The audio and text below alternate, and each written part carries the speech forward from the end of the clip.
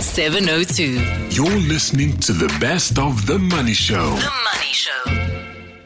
Welcome to the first best bits of The Money Show for 2026. Can you imagine we're here already? A digest of some of the most important insights, thoughts and comments that happened during the week. If you'd like to hear more, please go to our website or your podcast app and search for The Money Show. And as always, there's bound to be someone in your network, in your family, in your community who could benefit from listening to one of the conversations. So please do WhatsApp it to them, send them the podcast and tell them to have a look. To start, some of the news stories that we thought were important from the week that was. So much of the news this week coming from the Trump administration. Two big things. First, of course, the snatching, grabbing, abduction, kidnapping of the Venezuelan President Nicolas Maduro, and then the fact that the US seized a Russian oil tanker and they're redirecting Venezuelan oil that was going to China back to the United States. Here, We Buy Cars has said it's no longer working with Decra Automotive, which provided independent assessments of cars that you would buy on We Buy Cars. They're using Inspectify instead, which is owned by We Buy Cars. And Discovery Health having to decide what to do after making errors in the way it paid out for pharmacy costs for members. It's demanding the money back from members. Members say they don't actually owe the money. Tonight, we bring you a mixture of stories from the world of money from the week that has been. In our Shapeshifter segment, we're joined by Thebe Ikalafeng, the founder and chair of Brand Africa. He started his career journey back in Kimberley. He started studying accountancy before going to the US and suddenly, as he puts it, learning the language of marketing. Here's Thebe Ikalafeng. Because we all grew up saying, I'm going to be a teacher, I'm going to be a doctor, or I'm going to be, because my mother was a nurse. My grandfather worked for the council. My uncle was just a truant. And so those are your reference points, right? That you're going to be a nurse, a doctor, a policeman.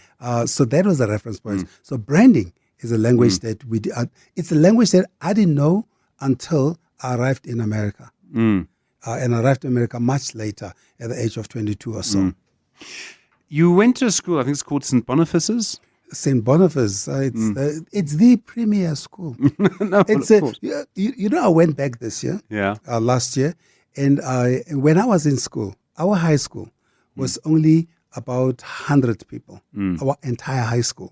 So it's a Christian Brothers school. It's a black school, but a black private school. On my left-hand side, or right-hand side of my school is a white suburb, a West End. On the left-hand side is Indian commercial shops. And then in front is a black township. So it was what you call a mind F. When you're growing up in the middle of apartheid, but every day to school, you see how the other half lives. Every day. But it doesn't so if you're not politically conscious, you don't compute that. It's just, that's how life is. And you get used to it. You get used to it. So St. Boniface was the most prestigious school growing up in the township. Still is, by the way, because I went back last year. That's what I was going to say. I went back last year to give so I said to them, I want to give my book, The Traveler, to the number one kid in every class. And I'm thinking 5 classes, so it's 5 books. That's my mind. Because when I went to school, it was 5 classes, 6, 7, 8, 9, 10. I said, it's just 5 classes. And they said to me, well, the high school is now 600 students. And I was like, whoa. So how many classes is there? There's now over 30 classes. So I had to get over 30 books. So way past my budget of 3 or 5 books. So yes, and by the way, it's still the best performing school in Kimberley in Northern Cape. So you finished school there, and the opportunities often for young black people were very limited. What opportunity was there? How did you get into higher education? So when I finished high school, it was now dead in the middle of 1985. State of emergency was just starting. State of emergency that year. It was, the country was shut, schools were all shut down. So I only entered, I entered that year, 1985. And then within 2 months, the schools were closed. A month or two, the schools were closed, as in closed. because there was a state of emergency and a stay away at the same time. And I think only around September or so, then there was a lot of pressure by the UDF, for example, among many, on the apartheid government to reopen schools. And so there's a lot of pressure to end the state of emergency. And around September, then the schools are reopening, but now it's too late. Yeah. And then, but the Christian brothers, who were Irish, they said, you know what, guys? If you guys want to write, you can write the exam. Sure. We're like, brother, we call them brother. Like, brother, we haven't been to school for 7 months. We only went to school for a month or two. It's like, listen, you can just do a quick, we'll run you through, help you do a revision quickly. We have to revise the whole year. We haven't been to class the whole year. And I know some of my friends, my classmates, they said, you know what, why go through this mess? You're going to fail anyway. I was like, okay, if you fail, at least we know the syllabus for next year. Yes. So we use it as sort of revision. And I think maybe 6 to 10 of us, it's like, I will take a chance. Now I was number one the rest of my school life. And almost most of my school life. And then, of course, we wrote and naturally I finished first again, as one should if you're used to being first. Yes. And so that was Mama. So now it's too late in the year to plan for the future, to understand, to explain your to respond to your question. So now I'm saying, so what now? Now I don't have results. There's nothing else. The results were only released, I think, February the following year. Gee. Now I can't get, and I applied only to one school, Wits University, because why? It was the best university in the country. So I said, Wits is where I'm going. And I applied to Wits, never got accepted because provisionally, I was provisionally accepted based on my previous results until I get the results. But by the time the results came, there was nothing. And I applied to go do accounting, of all things. And the reason I went to accounting is because my deputy head, Cox Mokoro, was at Wits doing accounting. And in my high school, he was the smartest. He was the number one in mathematics and science. And I was exactly like him. I was the top student, number one. I'm the head boy. I'm like, that's what I'm going to do. Because that was our career guidance, is to reference other people like yourself. So how do you go from that to marketing? You said that you first saw the language. You first understood the language in the US. You were 22. How did that happen? So how that happened is also interesting. So then I get to Wits the following year. So a year after my matric. Okay, So it's now, so I had a quote unquote gap year, but I did other things. And then I get into Wits. Then as one does, because you get into varsity, you don't know anything, you must fail. It's part of it's a rite of passage. So June I get 60. I must go get the results. June I got 65% for business economics, 72% for law, 56% for something else. I can't remember. So those days, those were good marks. It fits. Those days. December, I get for the same courses, overall mark now for the year, 47, 47, 47. I said, it's impossible. Sheesh. You can't be that equally dumb. Or you with me? You can't. But it was those times in South Africa, as you'd recall, where everything was managed. Yeah. So there was a managed of outputs. How many darkies can we pull through, and how many? So we'll all, it was part of the how things work those days. Somebody will get 5 courses, 5 49s. Yes. And you're like, it's impossible. Or like my case, I get 3. But be that as it may, I then repeated them the following year, as one does. Did very well. And then I moved and I got a scholarship to go to the US. Sure. So I got to US. So I arrived in the US. I'm in a nightclub. I don't drink, smoke, or do drugs. I still don't. But I'm in a nightclub nonetheless. And I meet some guy called Buso Khadebe, whom I met at Wits a couple of years earlier. Gee. May soul rest in peace. He passed on a car accident a couple of years ago. So Buso then says to me, Thebe, I met him in a nightclub in Columbus, because we always converge with South Africans before you go to schools for like 3 weeks. So all the South Africans will come together. So I meet him in a nightclub, and he says to me, what are you doing here? I'm like, I was in accounting at Wits. I'm coming to finish it off. 1 or 2 years, then I moved back to my country, back to South Africa. And he looked at me and says, but you're not an accountant. I said, what do you mean? He says, you're not an accountant. Look at yourself. He says, just be honest with yourself. And don't worry about what people think. Because, we also look at accounting, medicine, because those are respectable things. So I went to, it sat in my subconscious, but it wasn't something I really engaged with. Ultimately, I ended up first in class across the entire Gee. thingy in marketing and okay in accounting, and I was really and I was named the American Marketing Association Marquette University Student of the Year. So in this marketing. this was something you suddenly just clearly it spoke to you. It's I because I was in a place where nobody else was judging me, and I also was not judging myself. I think I just gravitated towards it, and it happened. And it's sort of how I lead my life even now, is I don't force things. I just allow myself to gravitate towards things. That's how I end up in marketing. Sure. And my Professor Robinson, he was the head of the department. He meets me on the staircase. He's going up and I'm going down at David Strauss building, which was the commerce building. And I went to Jesuit University. And he looks at me and says to me, "You are going to be a brilliant marketer." Now, I'm looking at this guy and say, surely he's on drugs because I am not on drugs. So one of us has to be. And I move on with my life. And so, obviously, then I started my first job at Colgate in New York in marketing. So that's sort of the transition to marketing. That's where now you get to know about brands. Yes. Because the number one brand in America in oral care is Colgate. Right. Or maybe it was Crest around that time. Yes. But Colgate was around there. Thebe Ikalafeng, our shapeshifter this week, bringing a wealth of experience and thought from his rise in leadership in the world of branding and marketing, talking also about how important it is for a brand to be authentic and why you need to have such a clear understanding of what it really is. The best of the Money Show on 702. 702.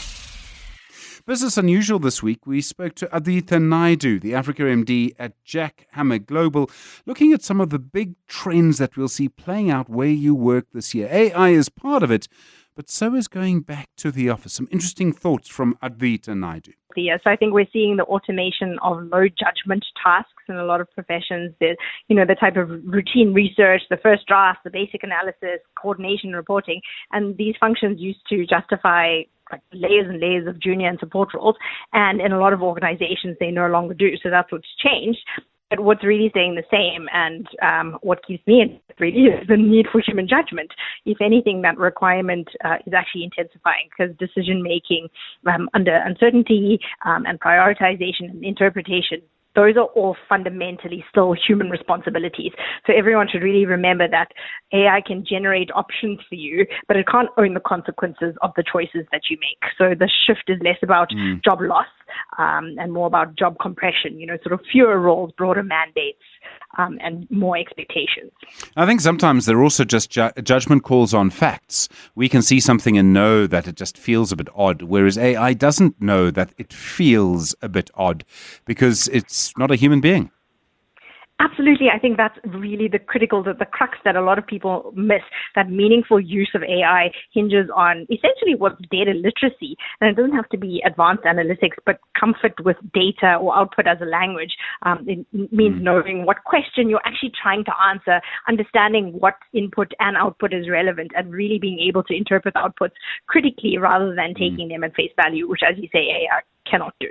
Back to comprehension in English classes at school. I think a lot of people have, more and more people have used AI or gone onto ChatGPT and asked them to write a poem or something, but being more meaningful about it. How is that going to change? I suppose it's about being more productive, and within that, it's being more productive for human beings. It's improving the state of human beings, not just using AI because your boss said you must. Yes, and I think we've all heard for a while now that AI is never going to replace the people, or it will replace the people who don't know how to use the AI. And the people who struggle are the ones who treat it as a novelty or as something that their boss said they must do, versus the one who treat it as infrastructure. And so the distinction is between using it occasionally and then embedding it into how work actually gets done in your environment. And in practical terms, professionals should be using it to remove friction from their work, accelerating their research, pressure testing their thinking, drafting alternatives where it's possible, and interrogating assumptions like we said earlier, because critically the value lies in what you do after the output appears, how you refine it, validate it, and apply judgment. And it's always going to come back to applying judgment. One of the big trends you see in the workplace in almost all fields is specialization versus generalization. Does AI change that? Yes and no. I think it's an interesting one. It's not that pure specialization is disappearing. It's just not enough anymore to be what the Americans call an individual contributor, because that deep technical, that's a technical specialist with a narrow focus. So we're seeing a move away from the narrow technical expertise, the people who operate in isolation, towards the people who can translate the expertise into execution across functions, across disciplines, across different business problems. So their competence is deep enough to, know the content inside out, but broad enough to understand the commercial context and the downstream impact of what they're doing. I mean, it's interesting to see how it pans out. But I know the thing I keep coming back to, and it's a bit like what happened during COVID, which is what happens to younger people. Because most of us, our first jobs in what we do now was something a little, maybe menial's the wrong word, but something a little repetitive. And what you did was you learnt the business. It wasn't the glamorous decision-making stuff. You had to learn, often from other people, how that was done. Doesn't that contain a big risk for companies? I mean, you look at, 10 years ago, we were all told to teach our children coding. I don't think there are many jobs in that now. Yeah. I mean, honestly, this is something that I would worry about if I was a CEO of a large company, because I think a lot of companies are aggressively reducing these junior and entry-level roles because AI can perform a lot of that foundational work. And in the short term, obviously, the economics are compelling. There's no doubt about that. But like you say, the long-term risk is the pipeline erosion, because judgment, again, I'm coming back to that, it's not innate. It is developed through the exposure, the repetition, the error, and the course correction. And that's the type of on-the-job training that younger people, that we all received. But if these early career roles disappear, organizations are going to find themselves with no internal bench. There's a dearth of mid-career leaders who have developed that necessary pattern recognition, for want of a better word, and the decision-making capability for themselves. So how does a thoughtful organization manage that then? Because you need to have young people around. I mean, I know this as I get older. If I don't have young people around me, I'm going to do the wrong thing. I'm not going to understand how the world is changing. And I can't go to, ChatGPT Junior. That's not going to help me at all. So how do you sort of be thoughtful about this? Make sure you have the right pipeline, and also make sure you're keeping young people employed, which is becoming more and more important. Yeah, I mean, look, I think this is going to be a very existential and philosophical question for a lot of companies rather than a hardcore bottom line economic question. But as I said, a lot of companies are optimizing aggressively for the short-term productivity and economic gains, but they aren't taking enough responsibility for the long-term consequences of these decisions. They're eroding their talent pipelines by over-automating the early career roles. They may also be eroding their future customer base, if you think about it. But I think the more thoughtful organizations, they aren't preserving these junior roles unchanged, and they're not eliminating them. They're just redesigning them. So they are using it to remove administrative burden, but they're also deliberately and intentionally increasing exposure to real decisions earlier in a career. I think they view AI as a way to reduce learning time or to make it high quality time rather than eliminate the learning phase altogether. So, they're not just saving millions in reduced headcount. They're the ones who are combining the technology with disciplined investment in human capability. I mean, I'm fascinated because tied to young people is whether or not people are working in an office or not. And I do wonder if in some places, and I mean, just the people I spend time with socially are kind of 50-50 now. But I do wonder if we're actually going to see a move one way or another. Do you see that balance changing in the next 12 months? I do. And I think, we've spoken about this before, is that young career professionals, early career individuals should really welcome the opportunity to be in the office. There's this type of learning by osmosis that cannot happen remotely. We talk about it in terms of proximity bias, and people who are closer to the decision makers get better opportunities. It's not just the better opportunities; they have better learning experiences when they're exposed to the thinking that goes into making decisions. So honestly, anyone who values career acceleration should welcome the chance to, at least part of the time, be in the office. I thought an important conversation with Advaita Naidoo there on Business Unusual, looking at the way the world of work is going to change this year. And I think leadership, as always, is so important to all of these things. How we're going to make sure that actually the company you are leading is going to be future fit 10 years from now. You can't just leave young people behind in the quest for profits now. 702. You are listening to The Money Show's best bits. Personal Finance this week, Warren Ingram, financial advisor, co-founder of Galileo Capital, suggesting we don't make financial resolutions for the new year, but try and change one money habit. It's one of my most frustrating behaviors to observe, with humanity, where, I'm someone who exercises pretty consistently through a year, and sometimes I have to go to gym and not able to go running on the mountain or on the roads. And always at the start of the year, the gym is absolutely overcrowded and packed. And when you look around in sort of 3 months later, the gym's pretty back to normal. In other words, largely empty. And we see that same behavior, somewhere around the beginning of spring, 1st of September, the gym fills up again. And I think it happens in many aspects. People look at their fitness, they look at their financial well-being, and usually it happens when we're on holiday and we take a moment to take stock of life. And if it's someone like me, you look at the belly and you go, well, that belly's not as tight as I would like it. It needs to get a bit slimmed down. And if the money's not as good as it should be, the investment balances aren't what I would like them to be, then that's the time when you've got a bit of time to reflect, to say, okay, let me reset and restart. And when we look at these resolutions that people make, it's a bit like a government policy. We have 50 priorities, and when you have 50 priorities, guess what? You don't accomplish anything, because that's far too much for any one person or any one government to accomplish. So the reality is we need to narrow down and focus, rather than have a long list of things that we're unhappy with, because you're never going to get through 5 or 10 years resolutions by the end of the year. It's just not possible. You suggest we should change just one money habit. And the problem, I suppose, that you're pointing to is that we'll often make a series of resolutions. This is what I'm going to change my finances this year. I'm going to have 10, 20 bullet points under that. I'm going to do all of these things. What happens when we do that?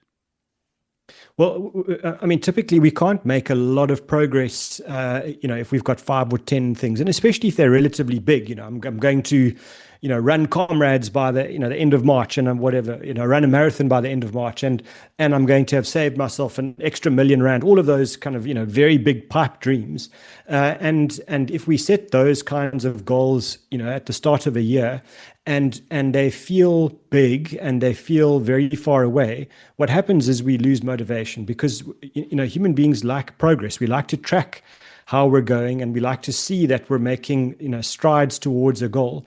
And so to me, you've got to give yourself a much more attainable goal, and really you want to find a way of saying, okay, if it's money, this is the money show, let's talk about money and not fitness. Then actually, I need to set myself a small, realistic goal that I can actually achieve, where I can reward myself and feel the pride of making progress and taking my life in a direction where I want it to go, rather than saying I've got this list of goals and actually I've gone nowhere, and then all the sense of shame and frustration and embarrassment builds up, and when that happens, what we do is we go back to the old habits which got us into the problem we're in right now.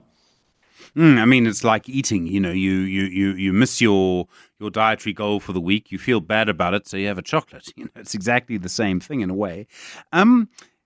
Does changing one habit, are you likely to be much more successful? And I'm talking, I suppose, about building momentum, because I've found often in so many things, exercise, dieting, money, once you get momentum going, life becomes a lot easier.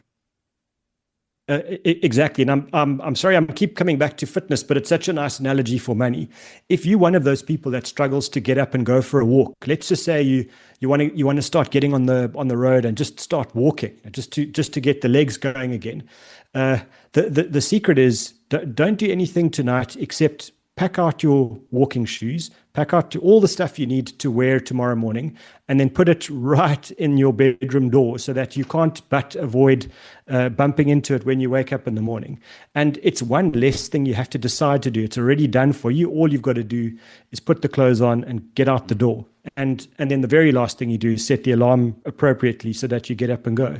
And it's the same with money, where if we can just do one thing, even if it seems like a small thing, that we can actually achieve. I mean, it doesn't take a heck of a lot to pack out your running clothes. It's the same with money.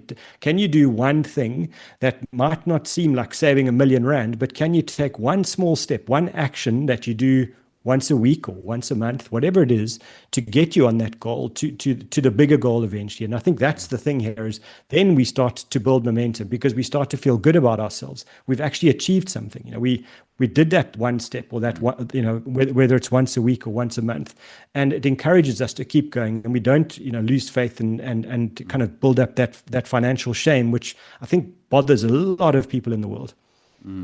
Okay, so our one financial habit, how do we make it stick? I think there are three things to make sure that a habit sticks. And the very first one is, please don't sit down and say, okay, I want to save more, because that doesn't mean anything. More, if you save 1 cent more than you saved last year, then you've saved more. It's not a measurable thing. So rather say, I'd like to save 10 Rand a month, or I want to save, 100 Rand a week extra than what I was doing before. Make it attainable. Obviously, I think, and I shouldn't say obviously. A lot of people don't set attainable goals, but look at what you can do. Look at what's achievable, and then make it absolutely measurable. And say, okay, if the goal is, I want to increase my savings, I'm going to, on the first of every month, just soon after payday, I'm going to set up a debit order so that I move, 1,000 Rand from my current account into my savings account. And if you set up a debit order, you've done something that's specific, you've done it on a particular day, and it's something you can measure and tick off and give yourself that pat on the back to say, I've done the one thing and I'm on my way. I'm making a very significant difference to where I was last year. And it takes a bit of time to see the benefit of that. But if you can do that and you can be very specific, then that's the key to this. When you just say, I'm going to save more, it's not measurable. It's not attainable, actually, because you don't even know what you're really trying to achieve. So my suggestion is make it specific, make it attainable, make it easy to measure, and then get going. And then I think the second step is we've got to manage human behavior. So one of the things is we shouldn't have to decide every month, okay, how much money am I going to save? What we should rather do is decide once that I'm going to set up a debit order, or I'm going to put a reminder in my calendar if you don't want to set up debit orders, and it's going to be on the same day every month, and I'm going to start then with that decision already automated, because we do like things to be easy in life. That's why so many people keep their bank accounts at banks that they don't like anymore, because it takes so much inertia to kind of overcome the thing that you're in, the habit that you're in. And one way to do that is, if you make it automatic, it's out of your life already. The decision's made. Something's happening every month, and it's something that works in your favor. So you don't need additional willpower. Back to your chocolate example, you don't need willpower to not buy the chocolate not to eat the chocolate if it's not in your house. So it takes inertia, overcoming inertia, to go and get in your car and drive to go and buy the thing, or to order it from a retailer and get them to deliver it to you. So anything that requires willpower in a positive way will be difficult unless you automate. So to me, that's step 2. And then the last one is make it measurable so that you can see progress. In other words, if you're saying, I want to save 100 Rand a week, okay, that's 400 or 500 Rand a month. And track that once a month. Look back and say, have I done that? Have I saved that money? And over the year, that should account to whatever the number is that you've set yourself. And so I've either, I've saved it for 52 weeks of the year, or I've saved 12,000 because the goal was 1,000 Rand a month. But you want to see those goals in a measured way, and then you want to track your progress. It also motivates you, if you're slightly off the goal, to then get back on track again. And again, back to the first point, it needs to be attainable. You want to know that your goals are measurable and within reach, because then you keep the motivation. So to me, those are the 3 steps to make this habit stick, Stephen. There's some bad things that we do. And if you can change the bad habit, you sort of, changing it to the positive. And one of them is, and I do this all the time, Warren, is I find myself looking at my bank account on my phone to see how I'm doing. You think that's a very bad thing?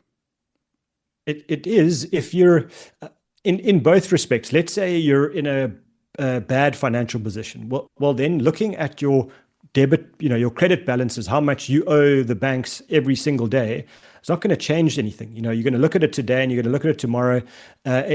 Looking at something is not going to change the reality.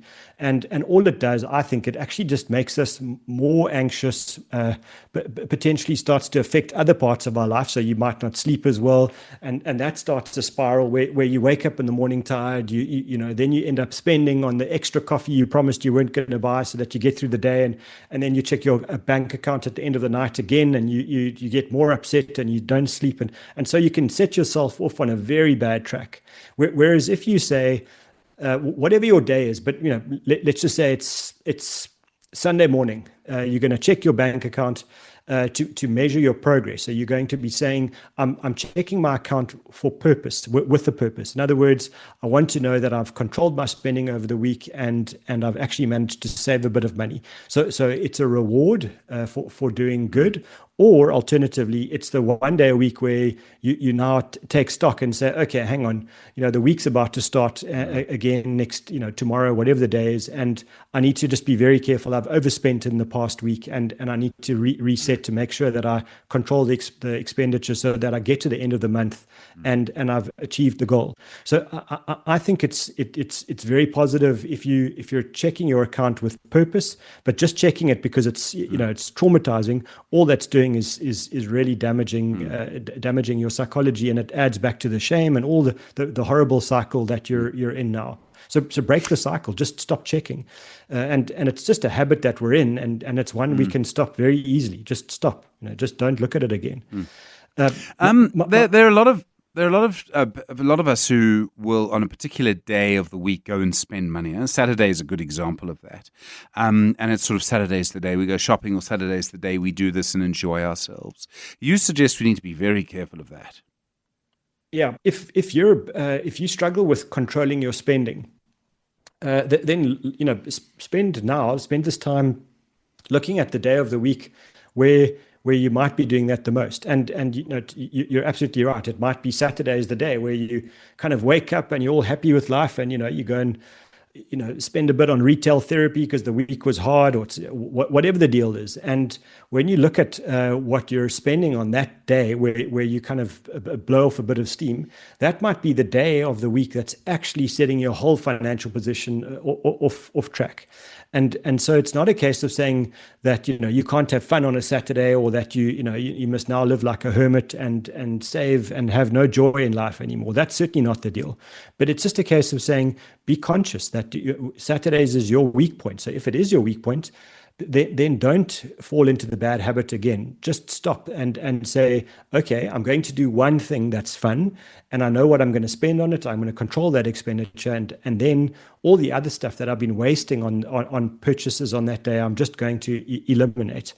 You change one day a week, and let's say for some people that earn reasonably well, they might be spending 2,000 Rand every Saturday on random stuff that just makes no difference to their actual lives. You add that up, it gets to over 100,000 Rand in a year, and 100,000 Rand, that starts to become replacing your car money in a very short space of time. So I think that you can do a lot by just understanding what your bad habits are and what is the weak point in your week, and make that a controlled spend. Again, don't start the year thinking you can't have fun or you can't spend on enjoyment stuff. It's just be a bit more controlled.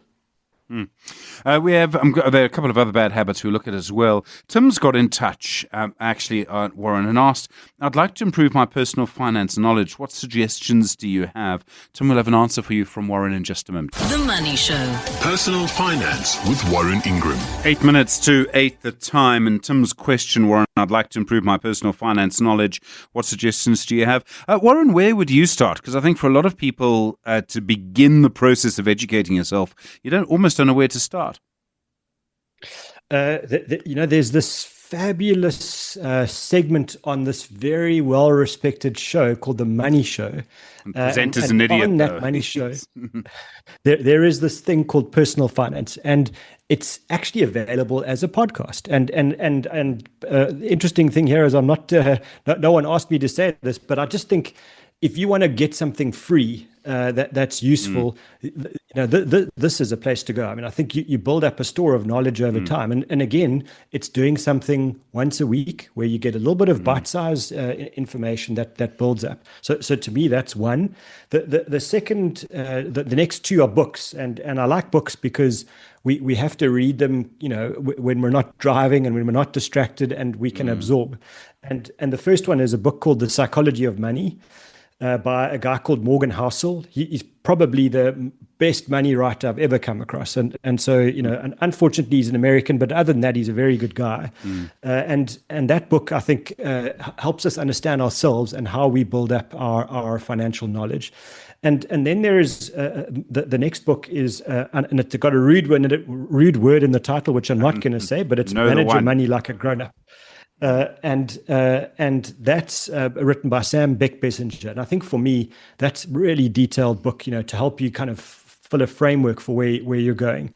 So those would be my three tips to people to build up their knowledge. And for someone like Tim, take time, give yourself a goal. I'm going to listen to the Money Show once a week, or every day if you can, and at least get the personal finance segment going. But then give yourself the chance to read those two books over the year, and you'll find your knowledge starts to build and compound over time. Warren Ingram there discussing how not to make financial resolutions, but to make one big change in your money habits, and how to be practical, and that could actually really pay a big dividend. 702. The best of the Money Show from this week. Your consumer ninja this week, Wendy Knowler, looking at some home insurance claims and why they haven't been successful, and the fact that they do make sure that your home is built according to regulations. They look at the maintenance on the home as well.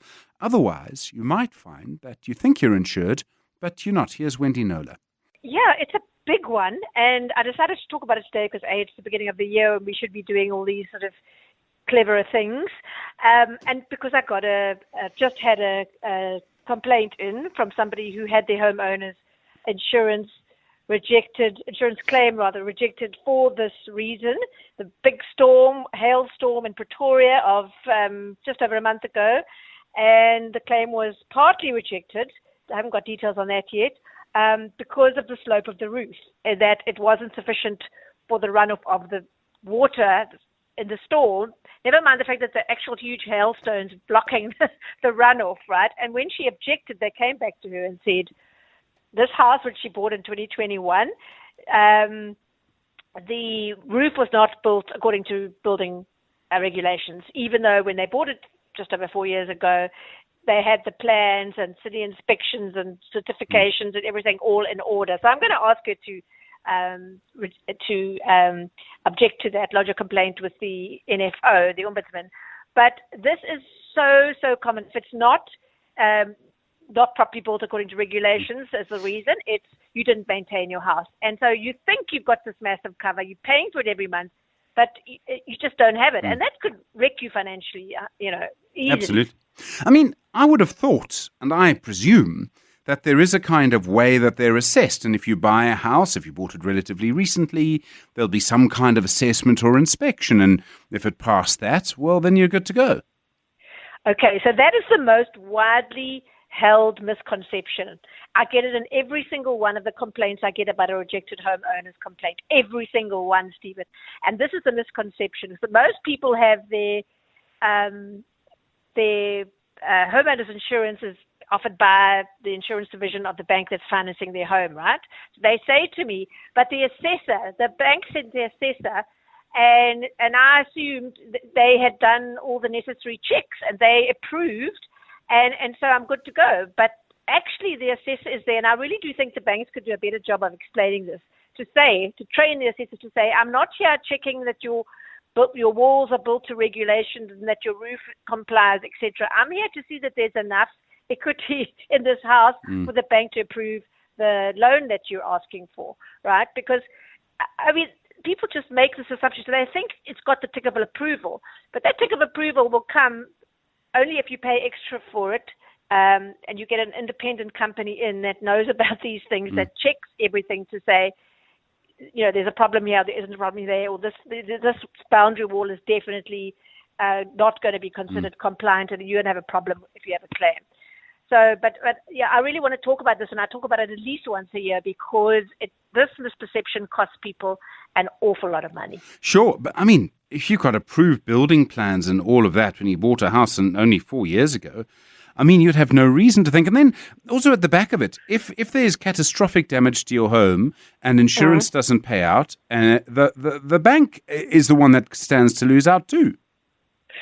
They do, because if you've got to pay out 300,000 Rand, you're at risk of not being able to keep up your repayments to the home, and then we have to go through all that ugliness of either you selling or them repossessing. So the implications are vast.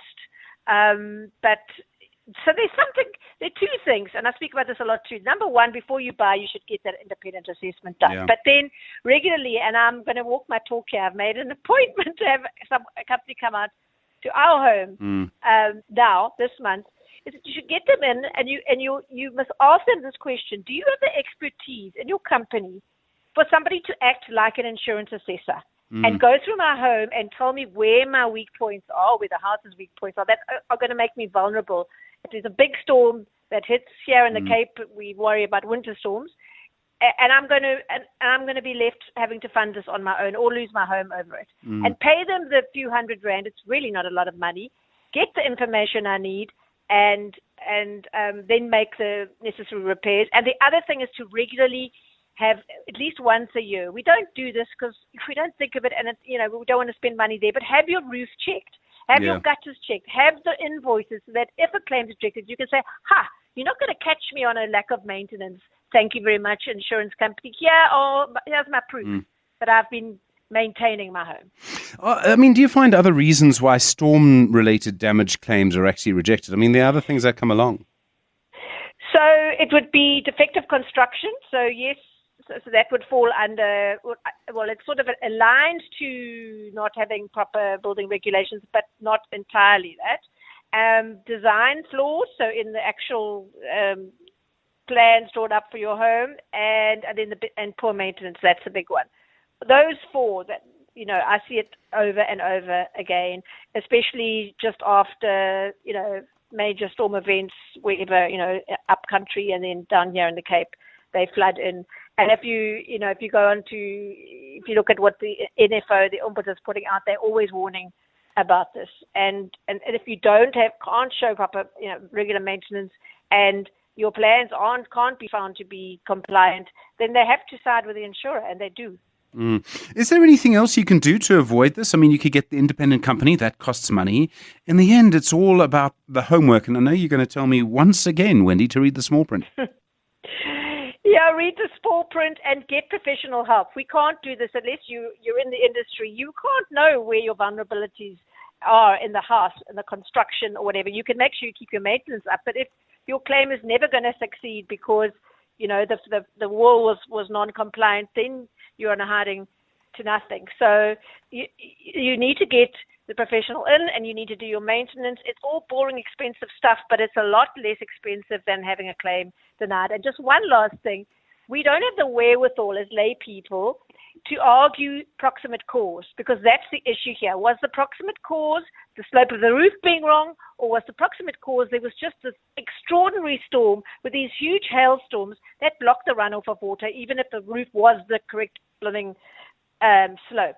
So experts can do that for you, but I'm saying hire someone who will think and act like an assessor and show you where you're vulnerable and give you the opportunity to fix it. Important conversation with Wendy Knowler. As always, you really do need to read the fine print. The best of the Money Show on 702. 702. You've been listening to the best bits of the Money Show, just a digest of some of the most important conversations and thoughts from the show this week. If you'd like to hear more, please go to your podcast app or go to our website and search for The Money Show. Thanks for listening. We'll be back on The Money Show, 6 o'clock on Monday. Have a good weekend.